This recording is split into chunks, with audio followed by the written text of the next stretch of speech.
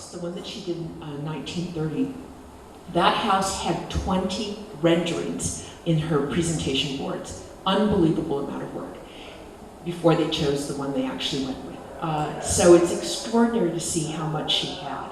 And it went over and over and over again. She wanted to get it right. So if I were going to become an architect, would I find her in my studies? I mean, is she now part of that? Or was this kind of, the impression of the film is that she was somehow discovered as the person underneath the other people? And I don't, I just am curious about that. It's an excellent question. I really don't know. I think that we have a greater attention to giving voice to people that have somehow been omitted from the stories. I think UC Berkeley is very excited to know that she is one of their graduates, but it's still one of these issues where it has to be presented. We have to create an opportunity so that these stories become alive, and that was really the function of what happened here with this documentary.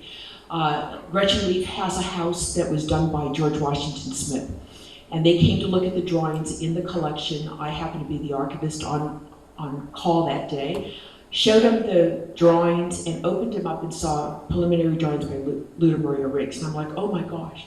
I got excited and I asked them, do you know who Lutah Maria Riggs is? And they said, Lutah who?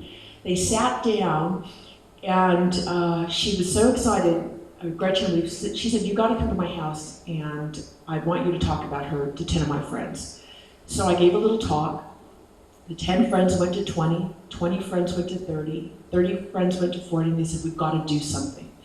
And this is all locally generated because they wanted to make sure that Lutah would not be a no one or an unknown in the books. With 200 buildings, have they found that a number of them, like the home that was rented to a series of UCSB students, have kind of fallen into disrepair, or are they recognized as wonderful pieces of architecture and kept up?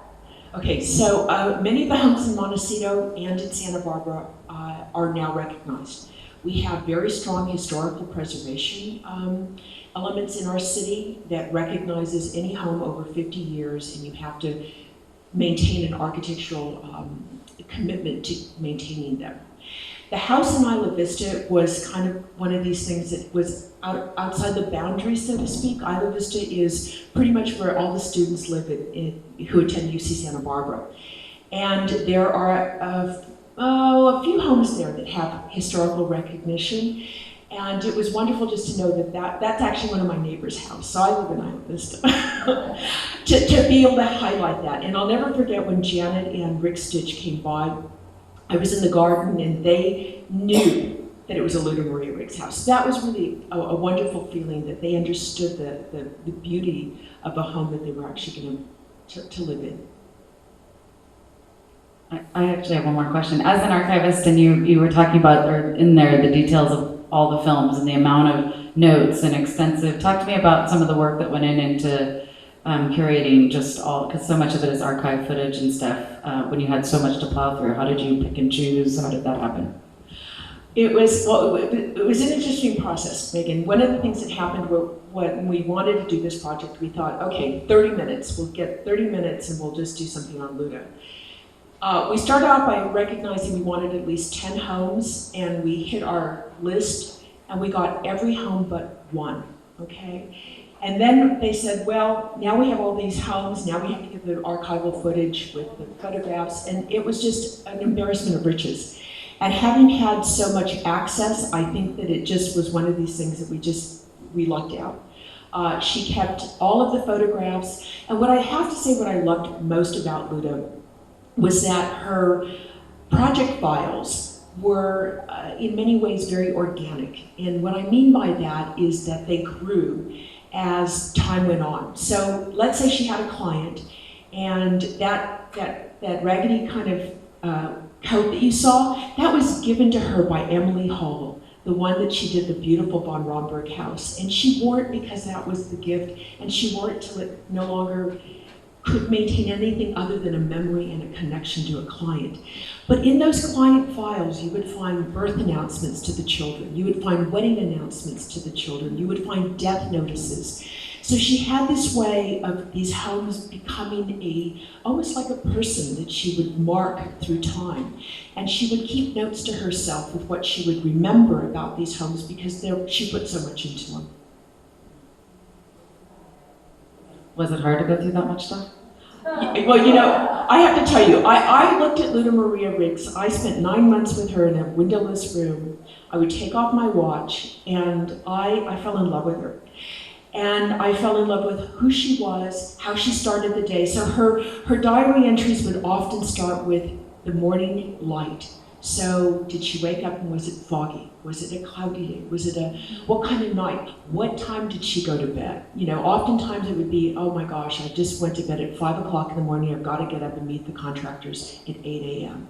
So you have a sense of who this person was. And what I think really struck me, and especially looking at her papers, I mean, we're talking about 9 months organizing photographs, letters, bills, project materials, samples from these houses and sites, and I felt like there was a book I couldn't put down. And at the end, as I had to come close to finishing my project, I started working more slowly. I was like, I wasn't ready to let her go. And then I hadn't even done the drawings, and we're talking about another 3 months just to do those. And all I did was really scratch the surface. I mean, what I found out about her was that she kept the letters her parents had, and they shared with each other. She kept the letters that she had with Miriam. And you have to remember something about Lutah. This is a very interesting part that we couldn't really emphasize on the film, is that when things got tough, she was able to adapt. So when we had World War II come in, she ended up not having any commissions. She rented out her house, she moves to LA, she works in the MGM studios as a set designer. She does this as a way of surviving. She never gives up her home, which is pretty amazing because I always felt that home was her way of tying her to a place. And because she had such an unsettled childhood, it really grounded her with who she was. She finally had a home, she had a room of her own, and she had a career. But this is somebody who wasn't afraid to basically give things up to be able to make it happen. Is there any book that's planned or? Well, okay, so what happened was we ended up doing the documentary, and it was very well received. We did an exhibition at the Santa Barbara Historical Museum. It was the longest standing exhibition they had. It was up for 9 months. And I have a 62-page booklet. Christopher, you can show me, my husband's in the audience, that I did for the exhibition that we had in Santa Barbara. And I keep getting a little nudge from the producers to do a book, because the material is very rich and it's there. So we did do a very small booklet, and I did bring some. We asked for a donation, and that all goes back into the society. What happened to her home, her personal home? Her home was sold in the estate sale, and that was the only home we couldn't get into. Yeah, I've noticed. And so what happened was, that's why I focused on her home in the booklet, because all we had were photographs of her home. And when everything was up for sale, all of her books, her everything in the house, all went out basically to settle her estate. And then all of the remainder money went into the Vedanta temple with the nuns. So does somebody live in it now? Is it? Yes, it's privately owned, and we got to talk to the guy who owns it. He was just very private, and I think for him, he had made some changes that he just wasn't ready to have compared to some of the photographs that we have in the archive.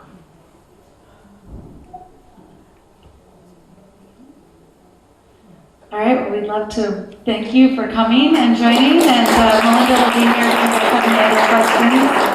So thank you so much. And next up, we're going to have another documentary. It's called Old. It's a very fun, it's lots of